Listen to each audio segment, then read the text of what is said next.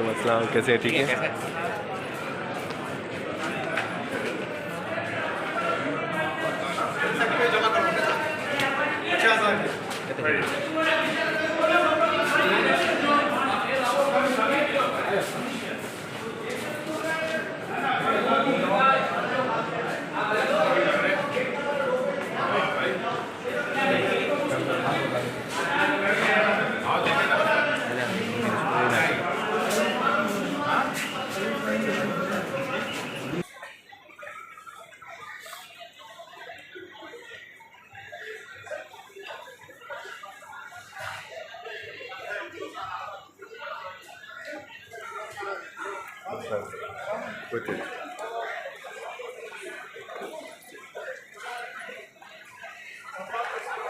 भाई ठीक ठाक अपने कैसे चल भाई?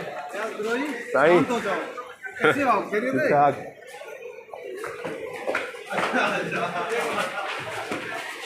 भाई कैसे हैं आप?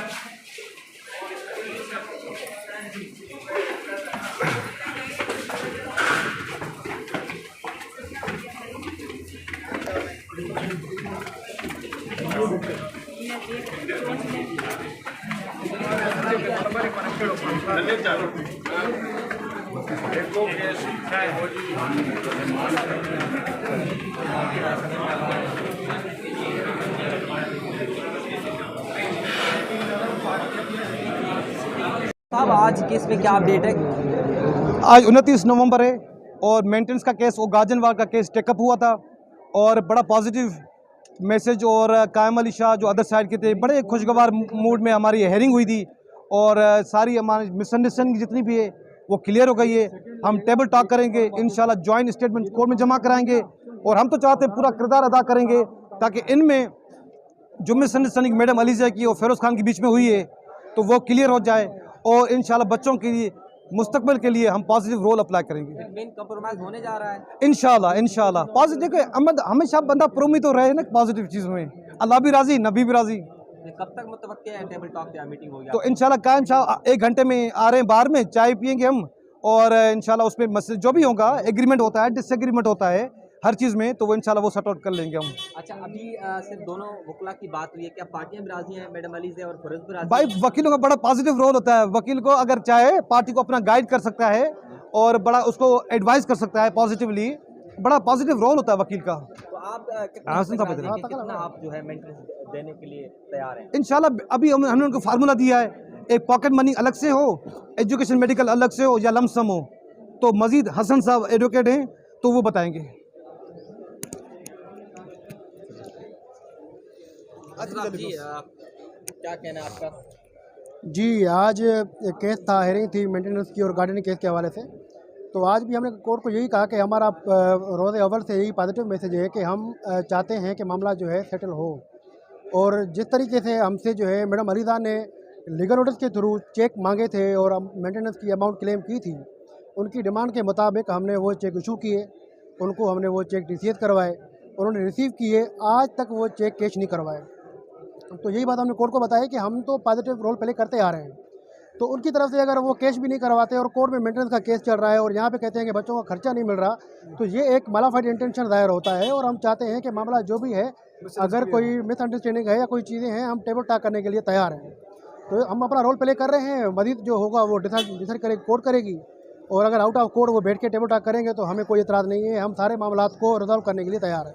ठीक है सर, बहुत ठीक है, थैंक यू, मेहरबानी। उसमें आज भी उन्होंने नहीं किया। आज चले ऑनरेबल कोर्ट के जज साहब एब्सेंट थे, लेकिन वो कोई चीज़ फाइल हो सकती है कोर्ट में, उस पर जो लिंक जज हैं वो बिल्कुल उस चीज़ को एडमिट कर सकते हैं कोर्ट में, लेकिन आज भी उन्होंने ये चीज़ नहीं की। तो जो इनका जो रोल लग रहा है, कोई सेटलमेंट का कोई आज बात नहीं हुई। हाँ, ये बात हुई है कि अगर हमने आपको जो लेटर लिखा है, आप उसमें जो वही हमने चीज़ें लिखी हैं जो आपने एडमिट की हैं, अगर उस पर आप एडमिटेड हैं तो आप हमें रिप्लाई में एक लेटर लिखें, उस पर एग्रीड हो जाएंगे, हम कोर्ट में जाके उस पर हम ऑर्डर करवा लेंगे कि हम इन 3-4 चीज़ों पे एग्रीड हैं। जो डिस्प्यूटेड चीज़ें होंगे उस पर केस चलेगा। अच्छा, आपकी तरफ से कुछ फाइल कराया गया आज जो अदालत ने लास्ट डेट पे कहा था एजुकेशन के हवाले से? जी बिल्कुल, आज मैंने जो 14 तारीख को हमने लेटर लिखा था कि लास्ट डेट पे ऑनरेबल कोर्ट की डायरेक्शन थी कि आप बच्चों की एडमिशन फ़ी पे, कुरान एजुकेशन जो एक्सपेंसेस मंथली आते हैं, ट्यूशन फ़ीस पे और बच्चों के हेल्थ रिलेटेड एक्सपेंसेस पे अगर आप एग्रीड हैं दोनों पार्टीज़, क्योंकि उन्होंने रिटन में एडमिट किया हुआ है कि वी आर एग्रीड टू पे दीज एक्सपेंसेस। ठीक है। तो अगर वो इन चीज़ पे एग्रीड हैं तो ऑनरेबल कोर्ट ने कहा आप out of court communication start करें थ्रू लेटर्स। यही होता है मॉडर्न जो जुडिशल सिस्टम चल रहा है दुनिया में। लेटर्स एक्सचेंज होते हैं, उसके बाद जो है ना पार्टीज़ एग्रीड हो जाती हैं, उसके बाद एक्सपेंसेस एक्सचेंज हो जाते हैं, हम जाके कोर्ट में उस चीज़ पे ऑर्डर करवा लेते हैं। लेकिन ये कि उन्होंने कोई रिप्लाई नहीं दिया तो इससे क्या साबित होगा कि सेटलमेंट हो रही है कि नहीं? उनकी तरफ से एक रुकावट आ रही है, हमारी तरफ से कोई रुकावट नहीं है। अच्छा, कैम साहब, आखिरी सवाल ये है, ये बता दें कि आप आउट ऑफ कोर्ट सेटलमेंट करने के लिए मेंटली प्रिपेयर हैं, शराइत जो भी हो, लेकिन आप राज़ी हैं? हम तो राज़ी हैं। ये दुनिया का कोई भी बंदा अगर कोर्ट से बाहर किसी भी चीज़ पे एग्रीमेंट हो जाता है, जो एक्चुअल जेन्युइन हमारी डिमांड्स है उस पर अगर वो एग्रीड हैं तो बिल्कुल एग्रीड हो जाते हैं। और जो चीज़ें हमने एक्चुअल डिमांड भी हमने की है वो सारी रीजनेबल और जस्टिफाइड हैं।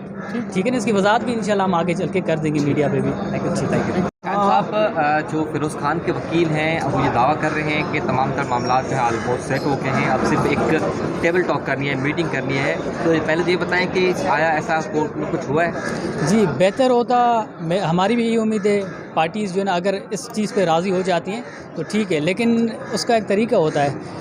कोर्ट में जब केसेस चल रहे होते हैं तो आउट ऑफ कोर्ट पार्टीज़ के बीच में, उनके लॉयर्स के बीच में लेटर्स एक्सचेंज होते हैं, उनका रिप्लाईज आते हैं, उसके बाद ये चीज़ एग्रीड होती हैं। 14 नवंबर को हमने इनको एक लेटर लिखा था जिसमें हमने उनको कहा था कि बच्चा पिछले 3 माह से स्कूल नहीं जा रहा, अगस्त में स्कूल खुलें, बच्चे का अभी तक जो है ना एडमिशन नहीं हुआ जौहर के स्कूल में, एक प्राइवेट स्कूल में जो उनके बिल्कुल घर के करीब है। वो हमने उनके एक्सपेंसेस लिखे हैं कि वो उन बाप को देने चाहिए, वो उन्होंने अभी तक नहीं भेजे। साथ साथ हमने लिखा कि बच्चों की जो ट्यूशन फ़ीस है, कुरान एजुकेशन फ़ीस है, बच्चों के जो मेडिकल एक्सपेंसेस हैं वो काइंडली दिए जाएं बच्चों को, क्योंकि सबसे जो अहम प्रायोरिटी है इस वक्त बच्चों के लिए वो यही है कि बच्चों की एजुकेशन और हेल्थ को नुकसान ना हो। और जब से ये केस चल रहा है ये इसी चीज़ को डिले कर रहे हैं। अभी तक ना इंटरम मेंटेनेंस इन्होंने हमें कुछ दी है, 20,000 दिए थे शुरू में, जो हमने काउंटर क्लेम करके हम उनको हमने वापस कर दिया। हमने यही बताया था कि वो बच्चों की नीड्स के हिसाब से कम है, जो हमने 1-1 रुपये की चीज़ जस्टिफाई भी कोर्ट में की है, सारा रिकॉर्ड है ऑनरेबल कोर्ट में। उसके बाद हमने इनको एक अमाउंट दी कि आप इतनी अमाउंट बच्चों की एक्सपेंसेस की मद में दें, भले खुद चीज़ें बच्चों को लेके दें, लेकिन वो भी अभी उन्होंने नहीं दी। बच्चों की एडमिशन अभी तक रुकी हुई है, जो उनका बेटा है फिरोज़ खान का, अभी दिसंबर आ गया है, अगस्त से उनको स्कूल स्टार्ट करने थे, दिसंबर तक अभी तक उसकी एडमिशन नहीं हुई।